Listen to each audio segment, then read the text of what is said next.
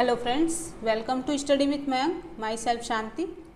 Friends, हमने कल chapter 10 शुरू किया था जो कि हमारा था प्रकाश, परावर्तन तथा अपवर्तन।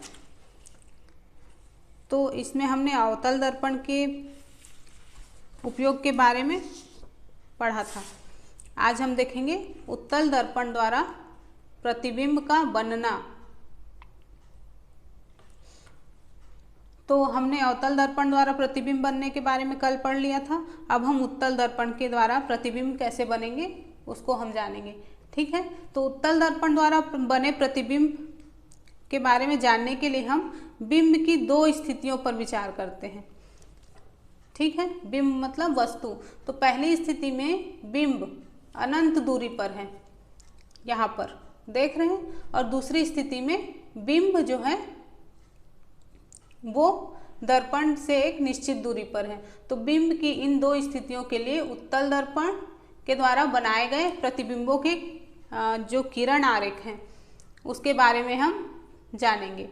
ठीक है, और इसमें जो वस्तु की स्थिति जो है, बिंब की स्थिति और प्रतिबिंब की स्थिति, उसके बारे में इस सारणी में दिया गया है।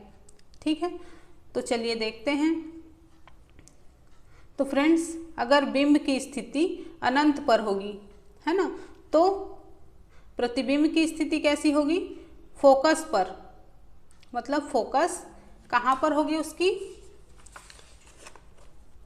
मुख्य फोकस पर, दर्पण के पीछे। कहाँ पर? मुख्य फोकस पर, दर्पण के पीछे। ओके, और प्रतिबिंब का साइज कैसा होगा? तो अत्यधिक छोटा होगा बिंदु के साइज का। ठीक है, प्रतिबिंब की प्रकृति कैसी होगी? आभासी तथा सीधा। फ्रेंड्स, आपको पता है कि उत्तल लेंस में वस्तु का जो प्रतिबिंब है वो कैसा बनता है? हमेशा आभासी और सीधा बनता है। ठीक है, जबकि अवतल दर्पण में हमने क्या देखा? वास्तविक और उल्टा। ठीक है, तो दूसरी स्थिति में देखते हैं। ये वाली स्थिति में बिंब की स्थिति कैसी होगी? अनंत तथा दर्पण के ध्रुव P के बीच। वस्तु कहाँ पर है? ये देख रहे हो आप, अनंत तथा ये ध्रुव है P जो है, उसके बीच में अगर वस्तु होगी तो प्रतिबिंब कहाँ पर बनेगा? P और F के बीच में, ध्रुव और मुख्य फोकस के बीच और दर्पण के पीछे बनेगी।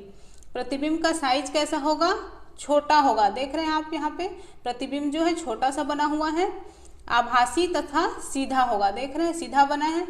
ठीक है फ्रेंड्स, तो अभी तक आपने समतल दर्पण, अवतल दर्पण और उत्तल दर्पण के द्वारा प्रतिबिंब बनाने के बारे में जान लिया है। ठीक है, तो इनमें से कौन सा दर्पण किस बड़े बिंब का पूरा प्रतिबिंब बनाएगा? तो इसके लिए एक हम एग्जाम्पल देखते हैं। आप एक छोटे उत्तल दर्पण में किसी ऊंचे भवन, पेड़ या उसकी पूरी लंबाई का प्रतिबिंब देख सकते हैं। तो फ्रेंड्स, एक एग्जाम्पल है, आगरा के किले की एक दीवार में ऐसा ही एक दर्पण लगा हुआ है।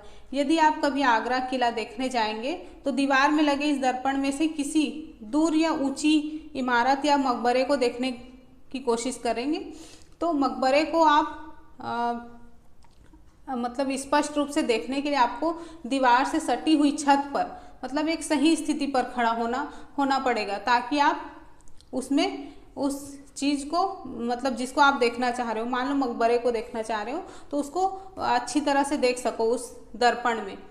ठीक है फ्रेंड्स, अगर कभी जाएंगे तो देखने की कोशिश कीजिएगा। चलिए अब देखते हैं उत्तल दर्पणों के उपयोग। तो उत्तल दर्पणों का उपयोग सामान्यतः वाहनों के पश्च दृश्य दर्पण में होता है। मतलब पश्च दृश्य मतलब जो पीछे देखने के लिए, रियर मिरर जो बोलते हैं, उसको देखने के लिए दर्पण के रूप में किया जाता है। और ये दर्पण वाहन के साइड में लगे होते हैं और इनमें क्या करते हैं, ड्राइवर अपने पीछे के जो वाहन है उसको देखने के लिए इसका यूज़ करते हैं, जिससे वो सुरक्षित रूप से वाहन चला सके। उत्तल दर्पणों को इसलिए भी यहाँ पर प्राथमिकता देते हैं क्योंकि ये हमेशा सीधा प्रतिबिंब बनाते हैं। जबकि ये छोटा होता है और इसका दृष्टि क्षेत्र भी काफ़ी अधिक है, क्योंकि ये बाहर की ओर वक्रित होता है, ठीक है, बाहर की ओर मुड़ा हुआ होता है।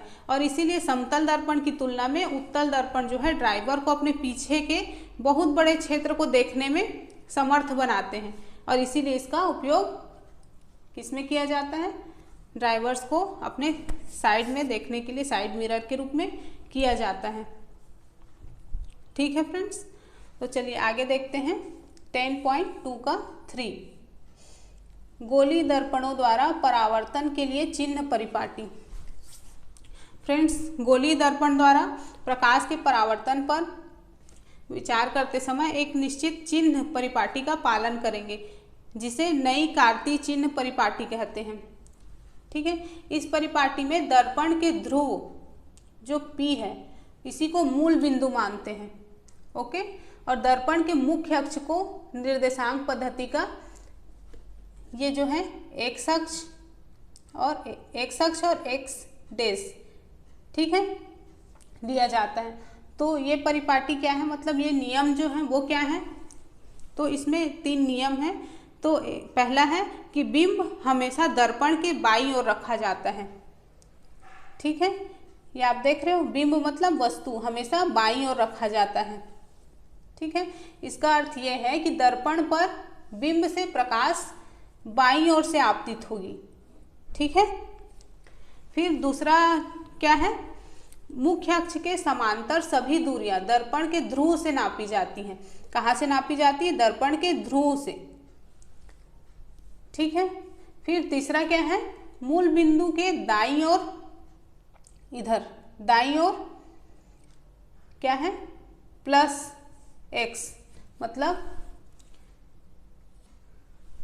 अक्ष के अनुदिश मापी गई सभी दूरियां धनात्मक मानी जाती हैं, जबकि मूल बिंदु के बाईं ओर माइनस, है ना, -x अक्ष के अनुदिश मापी गई दूरियां जो हैं वो ऋणात्मक मानी जाती हैं। ठीक है, फिर चौथा नियम क्या है इसमें, मुख्य अक्ष के लंबवत और ऊपर की ओर, मतलब ये जो मुख्य अक्ष है उसके लंबवत ऊपर की ओर, मतलब y अक्ष के अनुदिश मापे जाने वाली दूरियां जो है वो धनात्मक मानी जाती हैं। ठीक है, और लास्ट है 5वां, मुख्य अक्ष के लंबवत या नीचे की ओर, मतलब y अक्ष जो है वो माइनस में मापी जाती है। ठीक है, मतलब ये जो दूरियां हैं वो ऋणात्मक मानी जाती हैं। ओके, तो ये जो कार्तीय चिन्ह परिपाटी हैं, है ना, ये आपको आगे जो न्यूमेरिकल वगैरह करेंगे हम उसके लिए उपयोगी होगा। ठीक है फ्रेंड्स, तो चलिए आगे देखते हैं।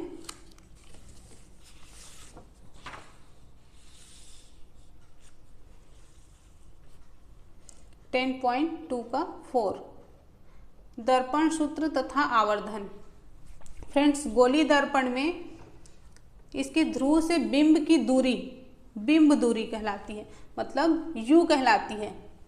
ठीक है, उसको U से डिनोट करते हैं, और दर्पण के ध्रुव से प्रतिबिंब की दूरी प्रतिबिंब दूरी कहलाती है।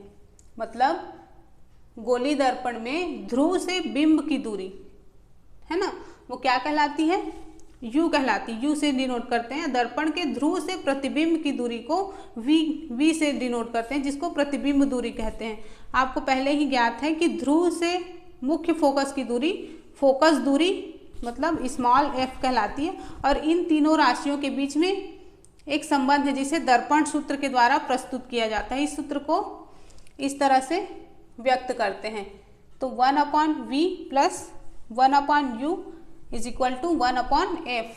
ठीक है, यही हमारा पहला समीकरण है, इसको याद रखिएगा। तो ये संबंध सभी प्रकार के गोली दर्पणों के लिए और बिंब की सभी स्थितियों के लिए मान्य है। ठीक है, तो प्रश्नों को हल करते समय जब आप दर्पण सूत्र मतलब u, v और f और r के मान रखेंगे तो आपको जो नई कार्तीय चिन्ह परिपाटी है उसी का यूज करना होगा। ठीक है फ्रेंड्स, फिर देखते हैं आवर्धन। तो गोली दर्पण द्वारा जो उत्पन्न आवर्धन वो मतलब एक आपेक्षिक विस्तार है, जिससे ज्ञात होता है कि कोई प्रतिबिंब बिंब की अपेक्षा कितना गुना आवर्धित है। ठीक है, मतलब जो प्रतिबिंब है वो वस्तु की अपेक्षा कितना गुना बड़ा है। ठीक है, ऐसे प्रतिबिंब की ऊंचाई और बिंब की ऊंचाई के अनुपात के रूप में व्यक्त किया जाता है। ओके, तो यदि h बिंब की ऊंचाई हो तो h डैश प्रतिबिंब की ऊंचाई हो तो गोलीय दर्पण के द्वारा उत्पन्न जो आवर्धन प्राप्त होगा, मतलब m प्राप्त होगा। ठीक है, उसको इस तरह से निरूपित करेंगे। तो m क्या है? आवर्धन है। इसका सूत्र क्या है? प्रतिबिंब की ऊंचाई h डैश बटे बिंब की ऊंचाई h। ठीक है, तो इसी से इसको निरूपित करते हैं। तो इसको सूत्र के रूप में इस तरह से लिख सकते हैं, m is equal to h dash h। तो ये क्या है? हमारा दूसरा समीकरण प्राप्त हो गया। ठीक है, आवर्धन m बराबर h डैश बटे h बराबर v बटे u। तो ये हमारा क्या है? तीसरा समीकरण है। तो बिंब की ऊंचाई धनात्मक ली जाती है। क्यों? क्योंकि बिंब हमेशा मुख्य अक्ष के ऊपर रखा जाता है। बिंब मतलब वस्तु। ठीक है, आभासी प्रतिबिंब के लिए बिंब की ऊंचाई धनात्मक लेनी चाहिए, जबकि वास्तविक प्रतिबिंबों के लिए इसे ऋणात्मक लेना चाहिए। ओके, तो आवर्धन के मान में ऋणात्मक चिन्ह हमको ये बताता है कि प्रतिबिंब जो है वो वास्तविक है, और आवर्धन के मान में धनात्मक चिन्ह ही हमको ये बताता है कि प्रतिबिंब जो है वो आभासी है। ठीक है फ्रेंड्स, तो चलिए अब एग्जाम्पल देखते हैं। यहाँ पर एक उदाहरण दिया है कि किसी ऑटोमोबाइल में पीछे का दृश्य देखने के लिए उपयोग होने वाले उत्तल दर्पण की वक्रता त्रिज्या 3.00 मीटर है। यदि एक बस दर्पण से 5.00 मीटर की दूरी पर स्थित है तो प्रतिबिंब की स्थिति, प्रकृति तथा साइज ज्ञात कीजिए। तो इसको हल करेंगे अब। चलिए देखते हैं। तो वक्रता त्रिज्या कितना बताया गया है? वक्रता त्रिज्या धनात्मक में है ना, तो 3.00 मीटर। वक्रता त्रिज्या को r से दर्शाते हैं, तो हमने इसको यहाँ पर लिख लिया। फिर बिंब की दूरी u बराबर माइनस, ये ऋणात्मक में है। ठीक है, 5.00 मीटर। फिर अब हमको क्या ज्ञात करना है? प्रतिबिंब दूरी मतलब v ज्ञात करना है। फिर प्रतिबिंब की ऊंचाई h डैश हमको ज्ञात करना है। ठीक है, फोकस दूरी f बराबर r बटे 2 बराबर धन 3.00 मीटर, ये हमने ले लिया यहाँ पे बटे 2। अब इसमें हम अपने जो मान है उसको हम इस पर रखते हैं। ठीक है, तो यहाँ पर बराबर 1.50 मीटर, क्योंकि ये हमारा क्या है? हमारा जो समीकरण 1 है उसके अनुसार 1/v प्लस 1/u बराबर 1/f। या फिर हम इसको कैसे लिख सकते हैं? 1/v बराबर 1/f माइनस 1/u, ऐसे भी कर सकते हैं। तो इसमें हम अपना मान रख देंगे इस समीकरण में। ठीक है, तो 1/, ये धनात्मक में है ना, 1/1.50 ऋण 5.00, इसको ब्रैकेट में ले लेंगे, बराबर 1/1.50 धन 1/5.00। अब इसको अगर हम हल करते हैं तो यहाँ पर हमको 5.00 धन 1.50 बटे 7.50 प्राप्त होता है। ठीक है, तो इसको हम इस तरह से भी लिख सकते हैं, v बराबर धन 7.50 बटे 6.50। ठीक है, अब इसको हम हल करेंगे, है ना। इसको अगर हम कैलकुलेट करेंगे तो हमको कितना प्राप्त होगा? धन 1.15 मीटर, मतलब 1.15 मीटर हमको प्राप्त होगा। तो यहाँ पर हमको प्रतिबिंब जो है वो कैसा मिला? प्रतिबिंब दर्पण के पीछे बनेगा 1.15 मीटर की दूरी पर। हमारा ये आंसर आ गया। ठीक है, तो आवर्धन कितना होगा, मतलब उसका साइज क्या होगा, m बराबर h डैश बटे h, तो बराबर माइनस v बटे u करेंगे तो अपना जो मान आया है हम यहाँ पर रख देंगे 1.15 मीटर बटे माइनस 5.00 मीटर। तो अब इसको हम कैलकुलेट करेंगे तो कितना आ जाएगा, धन 0.23। तो फ्रेंड्स प्रतिबिंब हमको आभासी, सीधा और साइज में जो बिंब है, वस्तु है, उससे 0.23 गुना, 0.23 भी बोल सकते हैं, 23 गुना छोटा प्राप्त होगा। ठीक है फ्रेंड्स, तो ये है यहाँ पर हल हो गया। अब आगे देखते हैं एक और उदाहरण।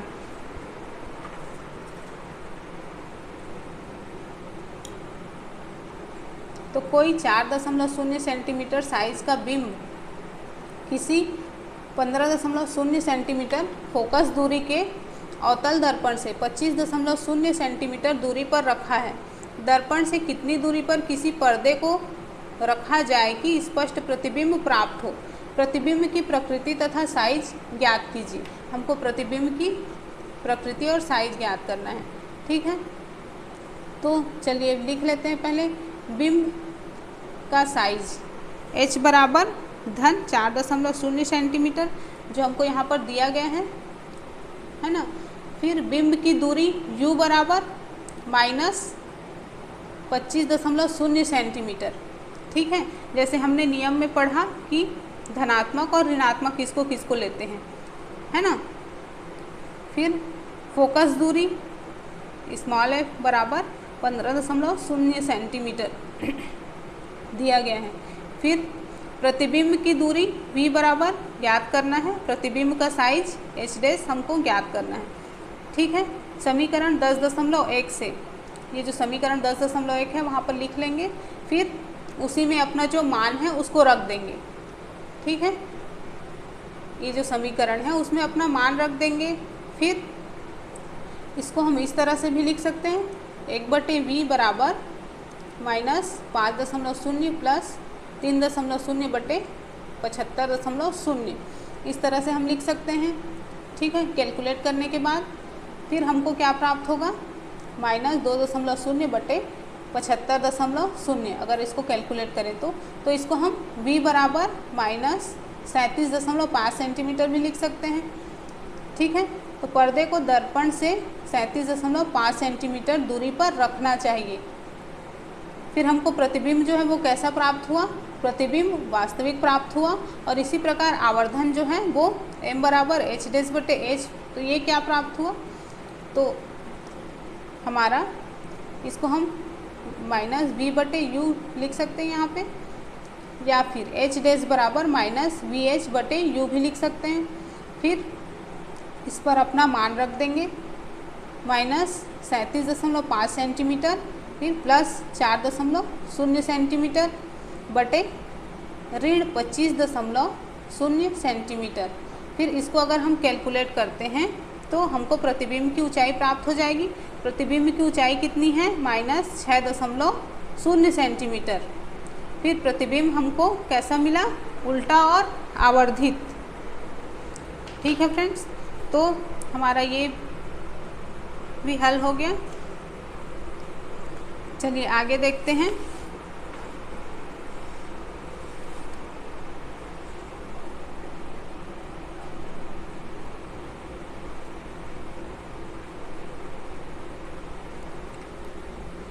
दस 10.3 प्रकाश का अपवर्तन। फ्रेंड्स इसको पहले पढ़ लेते हैं। जब प्रकाश की किरण किसी पारदर्शी माध्यम में गति करती है तो प्रकाश का गमन एक सीधी रेखा के रूप में होता है, लेकिन जब प्रकाश एक पारदर्शी माध्यम से दूसरे पारदर्शी माध्यम में गमन करता है तो दोनों माध्यमों को पृथक करने वाली अंतःपृष्ठ पर किरण का पथ परिवर्तित हो जाता है। फिर प्रकाश की किरण या तो अभिलंब की तरफ झुक जाती है या अभिलंब से दूर हट जाती है, तो प्रकाश की इस घटना को प्रकाश का अपवर्तन कहते हैं। चलिए इसको समझ लेते हैं। फ्रेंड्स, किसी पारदर्शी माध्यम में प्रकाश एक सरल रेखा में गमन करता हुआ प्रतीत होता है हमको, है ना। तो जब प्रकाश एक पारदर्शी माध्यम से दूसरे में प्रवेश करता है तो क्या होता है, तो क्या ये अब भी सरल रेखा में चलता है या अपनी दिशा बदल लेता है। हम अपने जो डेली लाइफ है उसके कुछ एग्जाम्पल लेंगे। आपने देखा होगा कि पानी से भरे किसी टैंक या तालाब में, है ना, तो उसका जो तली है, तालाब का तली जो है वो उठी हुई प्रतीत होती है। तो इस प्रकार जब कोई मोटा कांच या स्लैब या सिल्ली है तो वो किसी जैसे इस पेपर पे अगर हम इसको रखेंगे, है ना, कांच की स्लैब को रखेंगे तो कांच के स्लैब के ऊपर से देखने पर जो अक्षर हैं वो उठे हुए दिखाई देंगे। तो ऐसा क्यों होता है? क्या आपने किसी कांच के बर्तन में रखे पानी में किसी पेंसिल को आधा डुबो के देखा है ना? तो ये वायु और पानी के अंतर पृष्ठ पर, मतलब पानी के ऊपरी सतह पर टेढ़ी दिखाई देती है। आपने देखा होगा कि पानी से भरे किसी कांच के बर्तन में रखे किसी नींबू को अगर साइड से देखेंगे तो वो अपने साइज से बड़ा दिखाई देता है ना। तो ये सब क्यों होता है?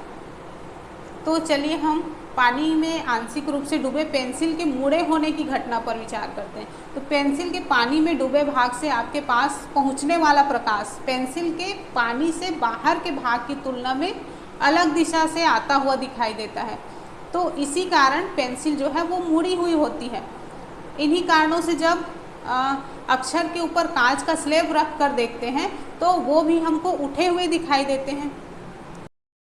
अगर पानी के जगह हम कोई दूसरा द्रव जैसे कि केरोसिन, तारपीन का तेल यूज़ करें तब भी पेंसिल उतनी ही मुड़ी हुई दिखाई देगी। और अगर हम कांच के स्लैब को किसी पारदर्शी प्लास्टिक के स्लैब से बदल दें तब क्या होगा? तब भी अक्षर उसी ऊंचाई तक उठा हुआ दिखाई देगा। आप देखेंगे कि अलग अलग माध्यमों में ये जो प्रभाव है वो अलग अलग होगा, है ना। तो ये हमको बताते हैं कि प्रकाश जो है सभी माध्यमों में एक ही दिशा में गमन नहीं करता। ऐसा प्रतीत होता है कि जब प्रकाश एक माध्यम से दूसरे माध्यम में तिरछा होकर जाता है तो दूसरे माध्यम में इसका संचरण की दिशा जो है वो बदल जाती है और इसी घटना को क्या कहते हैं? प्रकाश का अपवर्तन कहते हैं। ठीक है फ्रेंड्स। और इसी के कारण जो है वो मान लो किसी बर्तन में पानी भरा हुआ उसमें हम सिक्का डालते हैं तो वो अपने जो वास्तविक स्थिति है उससे थोड़ा ऊपर उठा हुआ दिखाई देता है। ठीक है फ्रेंड्स। तो हमने यहाँ पर क्या समझा कि प्रकाश का अपवर्तन क्या होता है। ओके, चलिए अब देखते हैं 10.3 का 1। कांच के आयताकार स्लैब से अपवर्तन। फ्रेंड्स ये आप चित्र देख रहे हो, ये कांच का एक आयताकार स्लैब है, समझ लीजिए, उसी का आरेख चित्र बनाया गया है यहाँ पे। तो यहाँ पर आप देख रहे हैं कि प्रकाश किरण अपनी दिशा बिंदु O और O डेज, ये देख रहे हो O डेज पर परिवर्तित हो रही है ना। तो आप देखेंगे कि O और O डेज दोनों पारदर्शी माध्यमों को अलग करने वाले पृष्ठों पर स्थित हैं, है ना। यहाँ पर A और B के बिंदु O पर एक अभिलंब क्या खींचा हमने? N और N डेज खींचा। ठीक है। दूसरे अभिलंब कहाँ पर खींची हमने? M और M डेज। किस पर खींची? C और D पर, है ना। C और D के बिंदु O डेज पर खींचा है। ठीक है। तो बिंदु O पर प्रकाश किरण विरल माध्यम से सघन माध्यम में, मतलब वायु से कांच में प्रवेश कर रही है। इधर वायु है ना और इधर कांच है, तो कांच में प्रवेश कर रही है। तो देखिए कि प्रकाश किरण किधर? अभिलंब की ओर झुक जाती है ना। ये देख रहे हो आप, प्रकाश किरण जो है अभिलंब की ओर झुक जाती है। ठीक है। तो O डेज पर प्रकाश किरण ने कांच से वायु में, मतलब कांच से वायु में सघन माध्यम में, है ना, मतलब कहाँ? सघन माध्यम से विरल माध्यम में प्रवेश किया। तो प्रकाश की किरण अभिलंब से दूर मुड़ जाती है। ठीक है, दोनों अपवर्तक सतहों मतलब AB और CD पर आपतन कोण और अपवर्तन कोण के मानों की हम तुलना करेंगे। ठीक है, तो हम देखेंगे कि E और O आपतित किरण है ना, और O और O डेज क्या है, अपवर्तित किरण है। फिर O डेज और H ये निर्गत किरण है।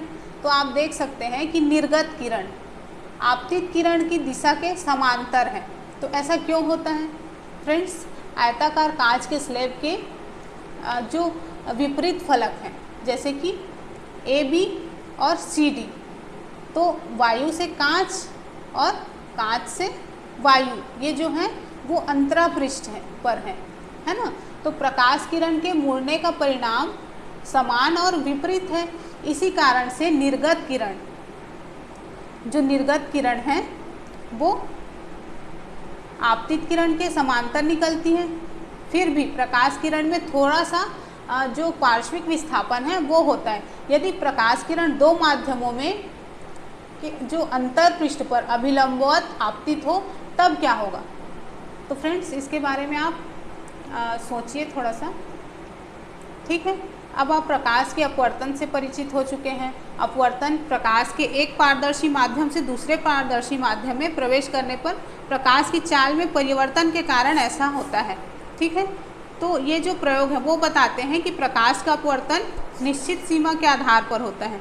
ठीक है, तो हम अपवर्तन के कुछ नियमों के बारे में जानेंगे। ओके, तो यहाँ पर हम देखेंगे अपवर्तन के नियम। तो पहला नियम है आपतित किरण, अपवर्तित किरण तथा दोनों माध्यमों को पृथक करने वाले पृष्ठ के आपतन बिंदु पर अभिलंब सभी एक ही तल में होंगे। ठीक है, इस चित्र से देखिए, आपतित किरण, अपवर्तित किरण है ना, और दोनों माध्यमों को अलग करने वाले पृष्ठ के आपतन बिंदु पर अभिलंब जो हैं वो एक ही तल में होंगे। ठीक है, ये जो अभिलंब है वो एक ही तल में है। ओके, फिर दूसरा क्या है, प्रकाश के किसी निश्चित रंग तथा निश्चित माध्यमों के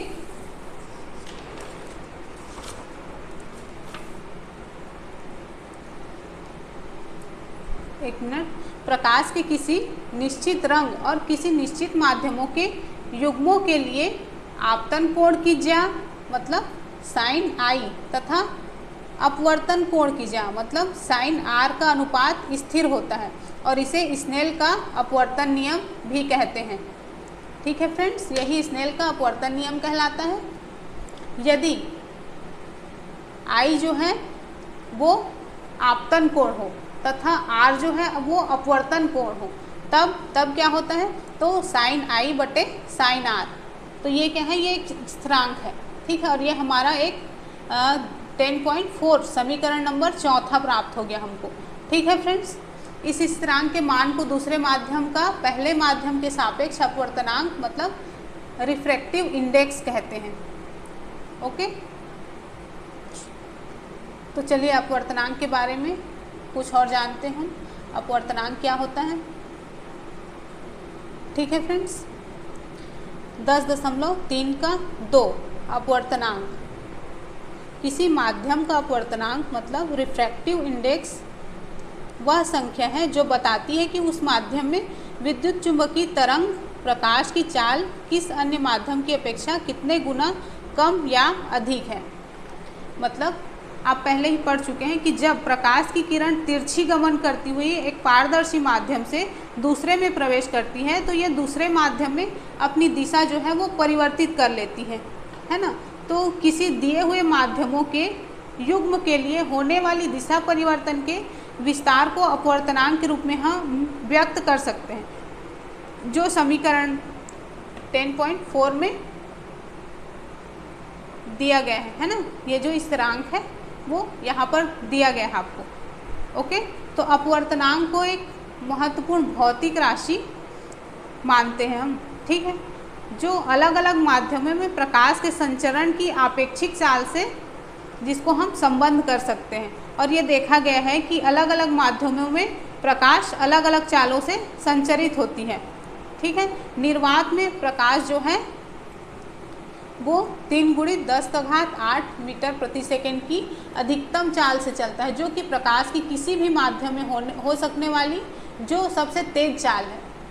ओके, तो वायु में प्रकाश की चाल निर्वात की अपेक्षा थोड़ी कम होती है। कांच या पानी में यह और घट जाती है।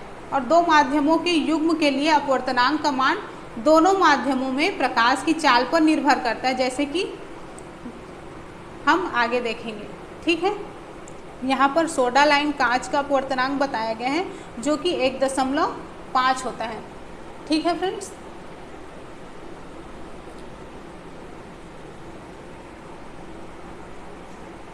तो फ्रेंड्स आज वीडियो यहीं पर ख़त्म करते हैं। इसका एक और पार्ट बनेगा, तो हम देखेंगे कि उसमें हम चैप्टर 10 जो है वो पूरा कर लेंगे। ओके फ्रेंड्स, तो वीडियो आपको अगर पसंद आता है तो लाइक शेयर और कमेंट किया कीजिए। ठीक है, तो मिलते हैं नेक्स्ट वीडियो में। Okay, bye bye.